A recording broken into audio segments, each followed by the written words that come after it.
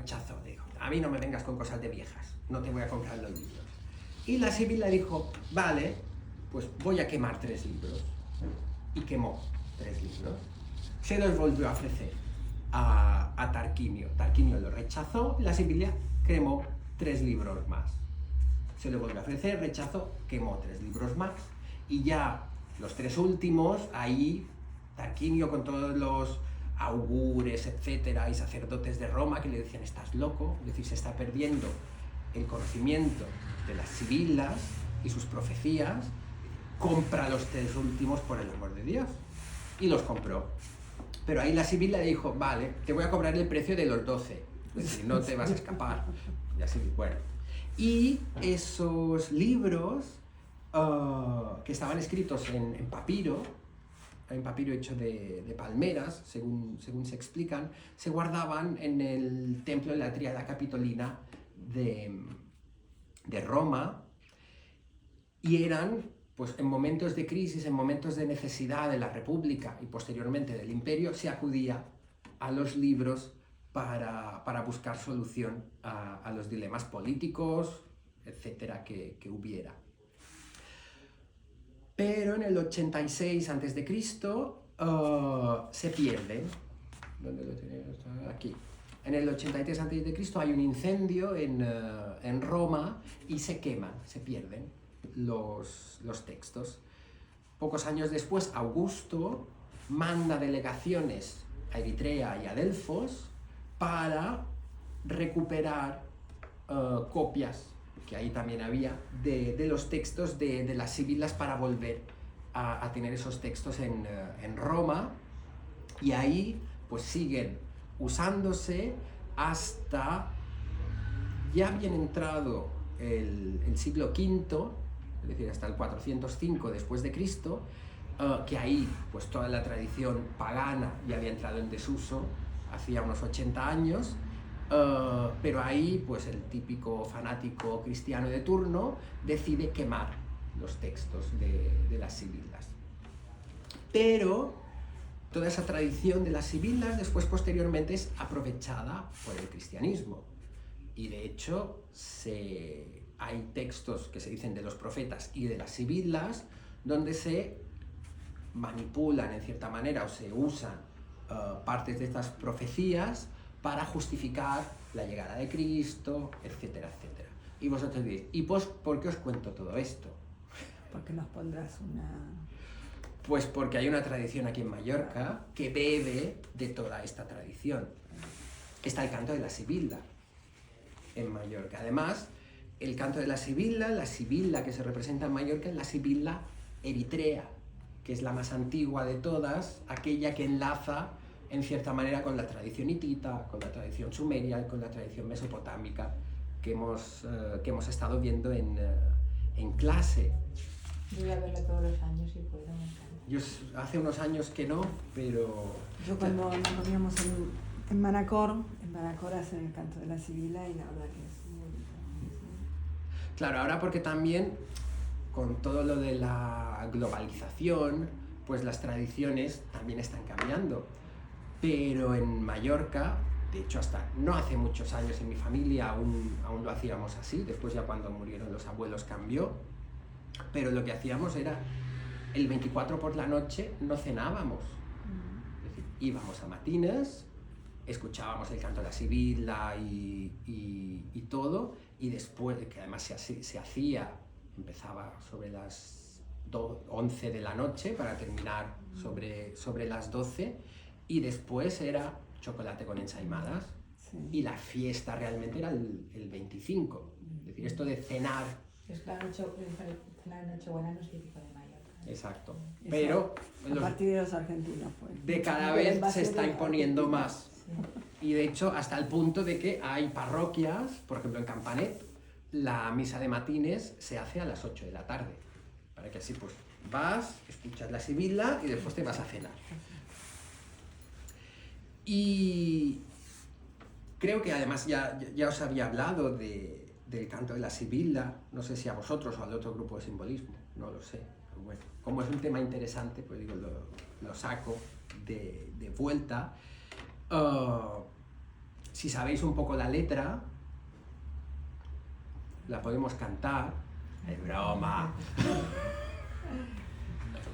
Vamos a hacer un playback de la Sibila también. Podemos hacer un playback. Trincho la puede cantar, además, que tiene una voz blanca perfecta. Creo que tiene voz de Rasputín. Exacto.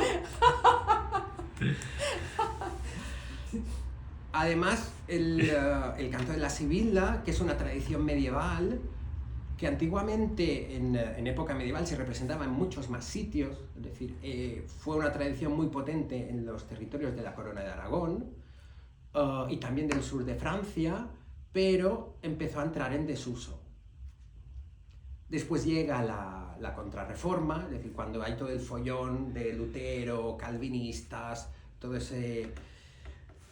esa lucha entre diferentes facciones y formas de entender el cristianismo. Ahí la Iglesia pues hace un concilio, es decir, se reúnen obispos, el Papa y tal, para decir, vale, ante toda esta situación que tenemos, ante los protestantes, ¿qué hacemos nosotros como Iglesia Católica? Fueron muy ágiles, esperaron 80 años a convocar el concilio. Y además el concilio duró como otros 30 años. Más vale tarde que nunca. Es decir, ágiles, rápidos en tomar decisiones, es decir, impresionante, unos reflejos. Y una de las cosas que se desgranaban de la Contrarreforma, bueno, básicamente fue decir, bueno, ellos dicen que somos unos corruptos, que adoramos santos, que adoramos reliquias, que la Iglesia ha perdido tal. Dice, no vamos a aceptar ninguna de estas críticas, nos vamos a reafirmar en todo lo que la Iglesia ha llevado defendiendo, o el cristianismo ha llevado defendiendo en estos últimos siglos. Es decir, y llegaron a decir como que el tema de las reliquias, pues que era pecado el no reconocer que las reliquias eran sagradas, ¿no? Bueno, toda una serie de reliquias, y hablaremos otro día cuando lleguemos al tema, que además tengo ahí unas cuantas anécdotas buenas de reliquias. Y una de las cosas que también decidió la Contrarreforma fue desvincular toda una serie de ritos que se hacían en ciertos lugares y regiones. Uno de ellos fue el canto de la Sibila. Es decir, el Papa decidió promulgar una bula por la que se prohibía el canto de la Sibila. Claro, imaginaos. Es decir, al fin y al cabo, subía una mujer al altar, una mujer encima de tradición pagana, a cantar, es verdad, es decir, profetizaba la llegada de Cristo, del Salvador y del juicio final, pero al fin y al cabo era una figura pagana y era una mujer, que según el catolicismo, pues la mujer es fruto de pecado y instrumento de tentación para el hombre, ¿no? Poco más. Claro, ahí pues se prohíbe el canto de la Sibila, creo que es 1580 y poco, o 1600 y pocos, por ahí. Y la Sibila se mantenía en Mallorca y en l'Alguer. En el resto... En Mallorca y en... L'Alguer. L'Alguer es una ciudad de Cerdeña, que se habla catalán. Ahí. Pues se mantenía ahí. Llega la prohibición, el obispo de turno de aquí de Mallorca decide prohibir la Sibila, pero nadie le hizo caso. Es decir, la Sibila se cantó en todos los pueblos de Mallorca, menos en la catedral. Es decir, claro, debía estar el obispo ahí asistiendo y no podían tal, tenían que guardarlas. Y ese año no se cantó la Sibila en la catedral. Pero la figura de la Sibila tenía una gran devoción por parte del pueblo isleño. Y hubo prácticamente una revuelta contra el obispo. Es decir, 2 años no se cantó la Sibila en la catedral, al tercer año se cantó la Sibila en la catedral. Con una serie de cambios, simplificándolo, ya no era una mujer quien cantaba, sino que era un niño, una voz blanca, aunque se vestía de mujer. Y a pesar de la prohibición y también de los intentos del Papa y de otros obispos de España, la tradición siguió y se mantuvo y llega hasta nuestros días. Además es una tradición que en el 2011, si no recuerdo mal, fue reconocida como bien inmaterial por la UNESCO. Así que tenemos ahí un fósil guardadito, ¿no? Y para mí es muy significativo que algo tan peculiar como esto haya perdurado en la isla, porque al final lo que nos viene a decir es que hay símbolos que tienen una fuerza muy potente. Es decir, al fin y al cabo es un símbolo que viene de los inicios de la historia, que ha ido sufriendo modificaciones, se ha ido adaptando, pero es una tradición que perdura y que se mantiene. Y además el texto del canto de la Sibila, que originalmente era mucho más largo, de lo que nos habla, es decir, si uno se pone a interpretarlo, si lo lee textualmente, pues sí, es el juicio final, vendrá Jesucristo, Rey universal, y juzgará y dará a cada uno lo que por justicia le corresponde. Habrá toda una serie de cataclismos, ¿no? Un gran terremoto que derruirá o derrocará todas las torres, destruirá las piedras, las montañas se derretirán, igualará al fin y al cabo a los reyes, duques, condes y varones, es decir, ante el juicio todos serán juzgados por la misma ley, habrá un gran fuego, los peces, bueno, es decir, al fin y al cabo es como un canto de destrucción.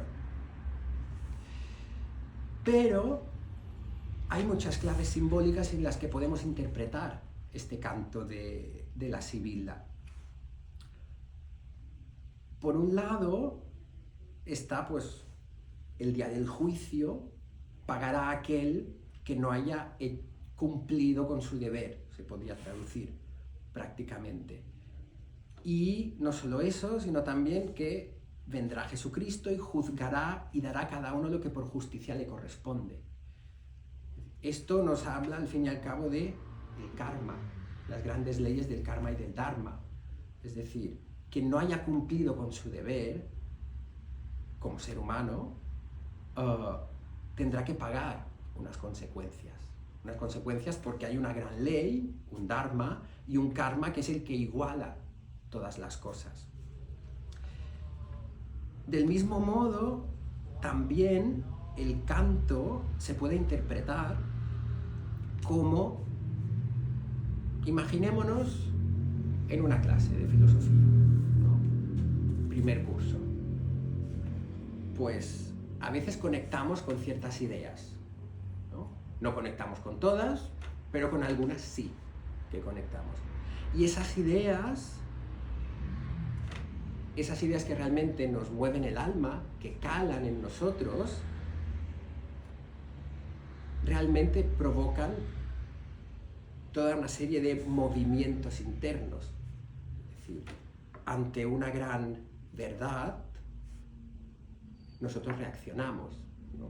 Pues esta idea de este Jesucristo, Rey universal que viene, representaría esa idea, ¿no? Esa idea que se nos ha transmitido y que nosotros hemos comprendido.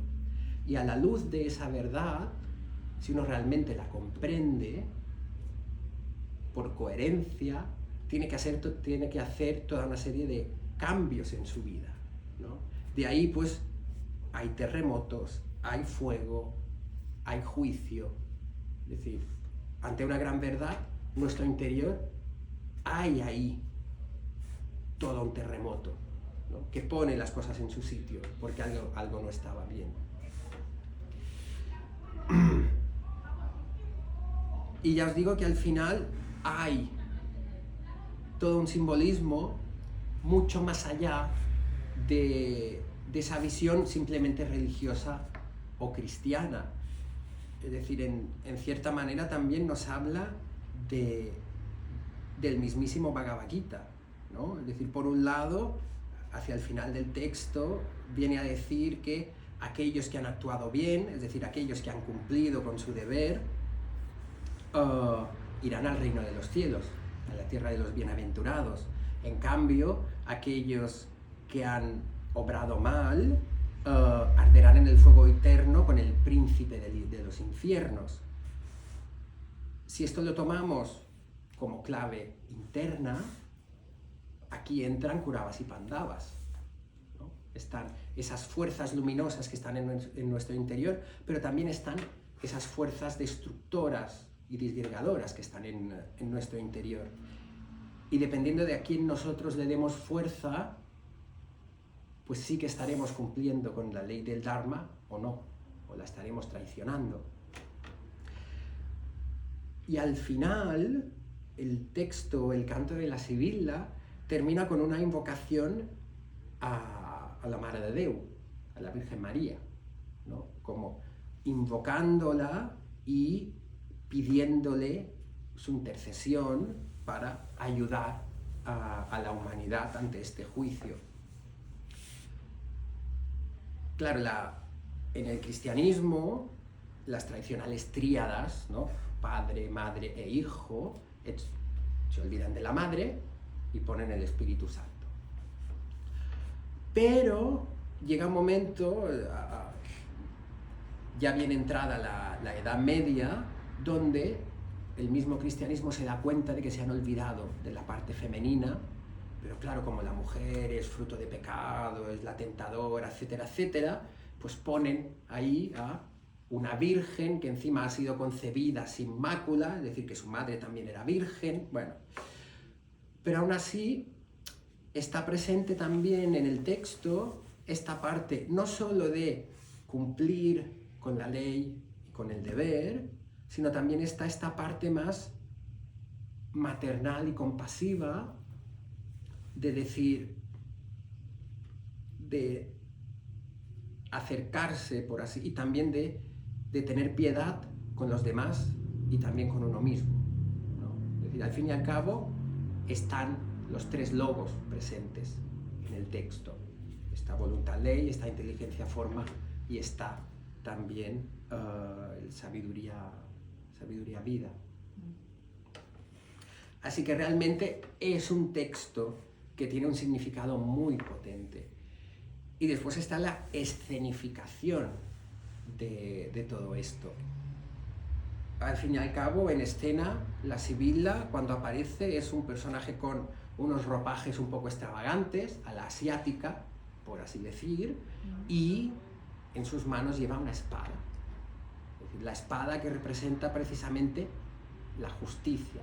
Esa espada representa el Dharma, representa el deber de cada uno. Es la espada que corta y divide el bien del mal, la luz de la oscuridad. Y durante el canto, la Sibila está estática, portando la espada. Antiguamente, y eso es algo que sí que ya no se hace, sabéis que las iglesias en Mallorca, cuando llega Navidad, se decoran con neules, ¿no? Pues antiguamente, todas estas neules estaban instaladas de tal manera que cuando la Sibila al final terminaba el canto, es decir, cuando ya ha llegado el juicio final, se ha destruido todo, que al final se destruye para construir algo nuevo, ¿no? Se ha destruido todo, pedimos la intercesión de la compasión. Al final, la Sibila con la espada cortaba un hilo que estaba estratégicamente puesto y todas las neules caían sobre los asistentes. Y eso también tiene un simbolismo muy especial, porque al final llega el día del juicio, tenemos que cumplir con nuestro deber, el karma nos juzgará,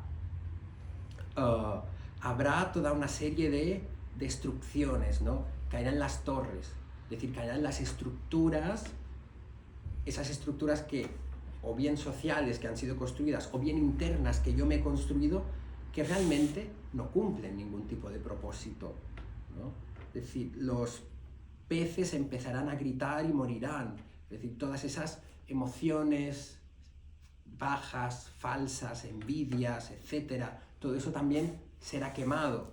El mismo sol parecerá que pierde su luz.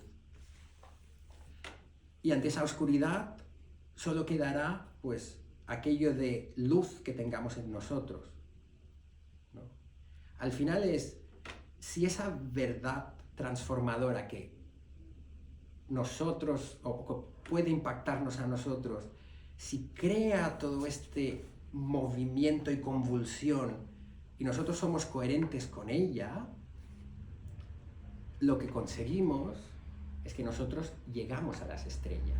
Es decir, las nébulas en una clave lo que representan son estos ideales, estos astros que si nosotros hacemos nuestro propio juicio final interno, nosotros mismos terminamos tocando esos ideales. Es decir, ellos vienen a nosotros. Y como veis, hay aquí mucho contenido para vivir el canto de la Sibilda mucho más allá de algo simplemente folclórico o religioso.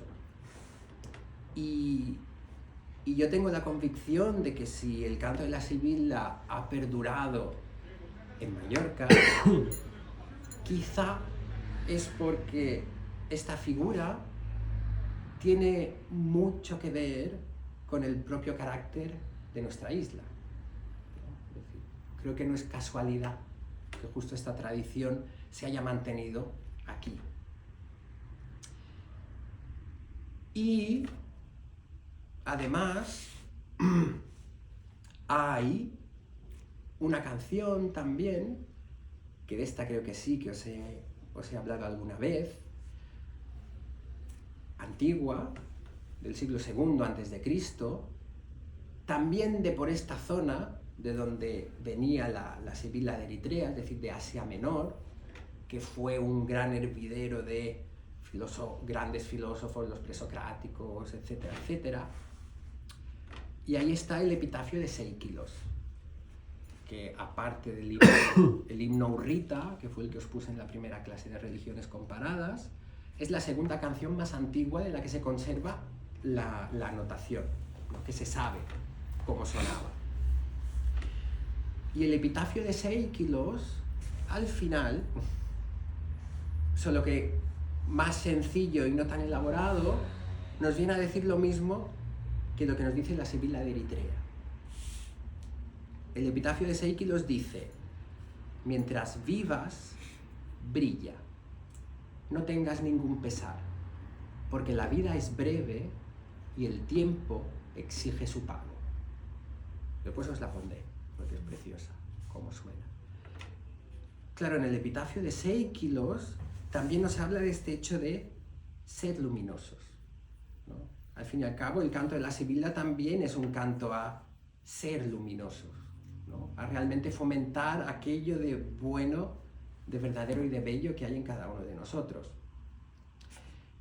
Y el canto de Seikilos además dice: mientras vives, brilla, es decir, este elemento de luz, no tengas ningún pesar. Este no tengas ningún pesar también se puede traducir por un dalo todo en brillar, en aportar luz, porque la vida es breve y el tiempo exige su pago. El tiempo es cronos. ¿Su pago cuál es? Si tú has cumplido con tu deber, si tú has sido, por así decir, un constructor y un emisor de luz, has cumplido con tu deber. De lo contrario, si has traicionado ese deber, te van a exigir un pago. De nuevo, las leyes del karma y las leyes del dharma. Y creo que es un recordatorio muy, muy bonito, además en estas fechas, solsticio de invierno, ese momento en que parece que la luz es precisamente lo que más falta, es decir, el momento que parece que la oscuridad lo va a vencer todo, el recordar que esa luz, si bien en la naturaleza puede estar más tenue, en nuestro interior puede estar igual o más luminosa que antes.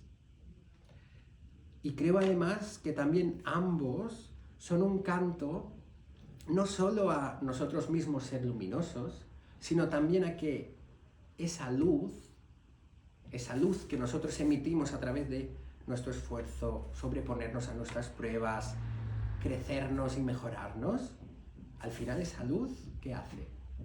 Clarifica nuestro entorno. Es decir, ayuda a los demás también a ver esa luz y a ellos mismos hacerse más luminosos. No sé, a mí me parece algo muy especial. Precioso. Y